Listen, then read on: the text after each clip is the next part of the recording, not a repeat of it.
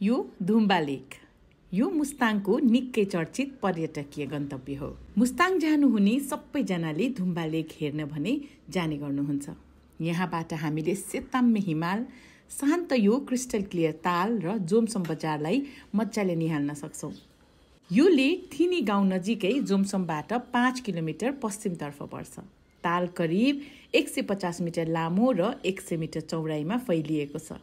नीलगिरी पर्वतको हिउँ पग्लिएर बनेको भनेर भनिन्छ। ताललाई बौद्ध र हिन्दू तीर्थयात्रीहरूले पवित्र स्थलको रूपमा पनि मान्ने गर्नुहुन्छ। पौराणिक कथा अनुसार एकपटक ताल रातो रङमा परिवर्तन भएछ। एकजना बौद्ध भिक्षुले केही अनुष्ठानहरू गर्नु भएपछि पुनः प्राकृतिक रङमा परिणत भयो।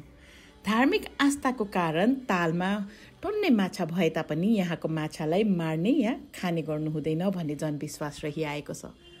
हजुरहरूमध्ये धेरैजना त धुम्बा लेक पुगिसक्नु भएको होला।